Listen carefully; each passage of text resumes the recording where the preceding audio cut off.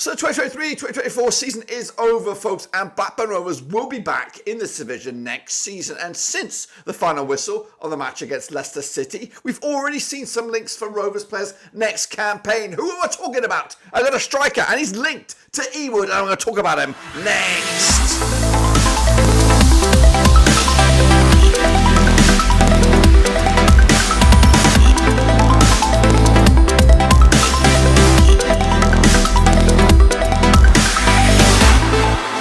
That's right, folks, back once again with another transfer rumour video. That's right, as Rovers already started to be linked with players for next season's campaign. Of course, we secured our survival with John Eustace at the helm, and of course a rebuild is needed at Blackburn Rovers. Of course, a couple of players are already linked, and we'll talk about those in just a second. Of course, big shout out once again to the VIPs. They are the patrons, and if you knew where you've been, smash your subscribe, boys and girls. And yes, the final whistle has gone on Rovers' campaign, and by the skin of our teeth, by a hook, by a crook, we will be back in the Championship next season. And our final game was up against Leicester City. That's right, the champions, of course.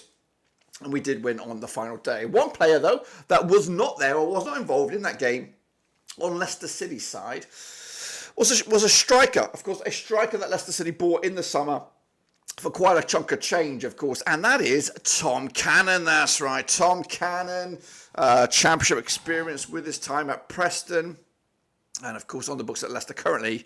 Doubtful he will make the grade with them next season. And already the likes of Preston North End and Blackburn Rovers have been linked with making a move for the fella on loan. That's right, of course, not a permanent deal, but a potential loan offering.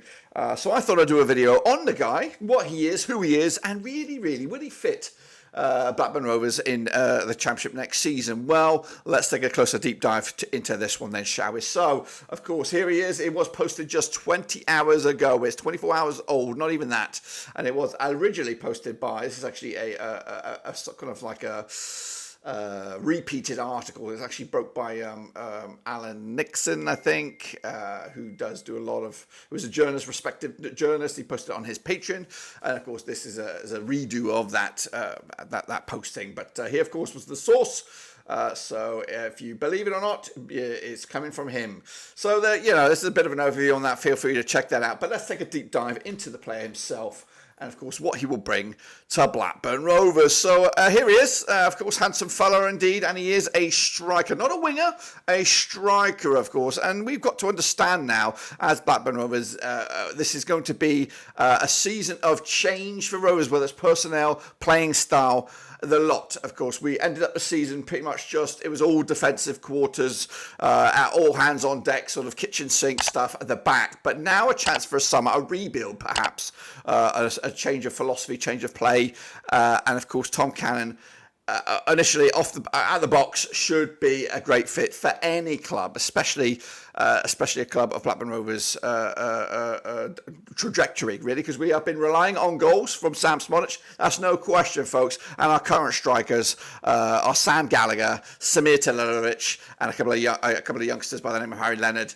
Jack Vale, and co. The chances of all four of those players getting minutes next season for Blackburn Rovers are very, very slim. Let's take another close look at him. Of course, does play down the middle, of course, and currently on the books at Leicester. His strengths are through balls, finishing, of course, weaknesses, holding onto the ball, passing, offside awareness, but he is still a youngster, and of course we'll talk about his age and his attributes in a minute.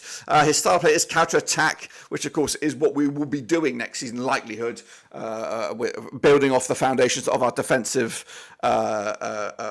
brick walls that we sort of relied upon last season for our survival, building on that, and then hopefully creating a style of play which is both effective and, of course, able to break down some teams. And he does like to dribble. So let's take a more detail. Here he is once again in the blue of Leicester, of course, and his heat map for the season. As you can see, looks like he opts for the left-hand side to the right, and of course, very much a forward player, not hardly ever in the defensive ranks. Of course, let's take a look at his stats for the year. Played 13 matches, started 3 of them, and averaging around about 33 minutes per game. He scored just 2 goals. Now, I think that is just in the league. with expected goals of 1.54, scoring frequency of 212 minutes. With goals per game 0.2, etc., etc. You can see them down here. One goal from outside the box, one goal from inside the box. So he's got a shot on him. He just hasn't had a chance to really use those skills. Now you got to understand that Tom Cannon came into a Leicester City side who were expected the challenge, were expected to get promoted. They had a record-breaking Jamie Vardy at the top, Kelchi Iheanacho. They've got the other fella from another striker, Daka.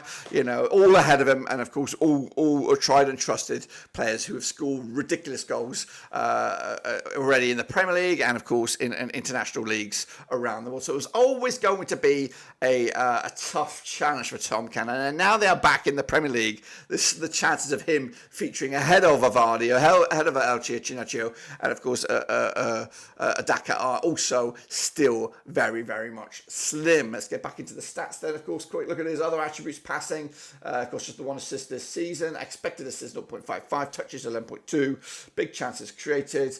Of course, defending is not that great in his brief cameos. And of course, just the one yellow again across those stats there.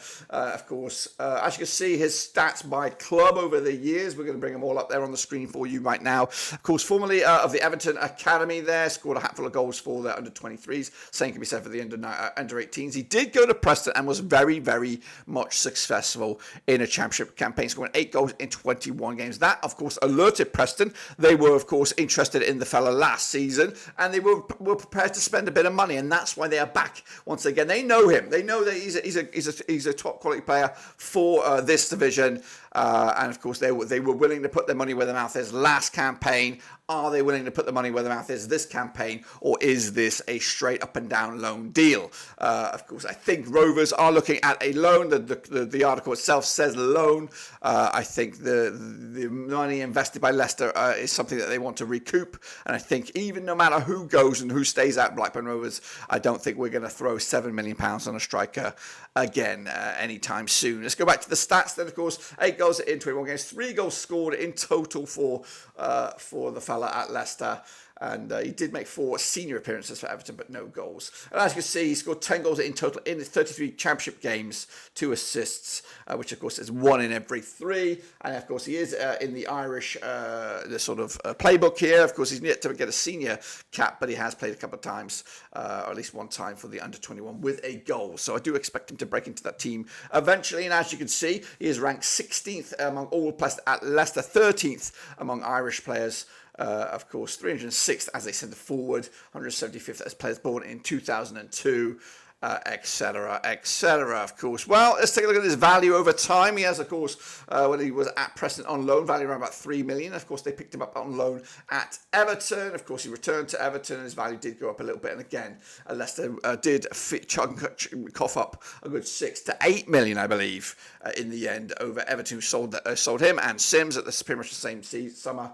Of course, both youngsters doing, reasonably well in the Championship. But of course, currently we do have Sam Gallagher on our books with an option on the table. Of course, if we were to keep Gallagher, of course he was, or if we were to either sell him, or of course if we would add him to our ranks, Tom Cannon with Sam Gallagher.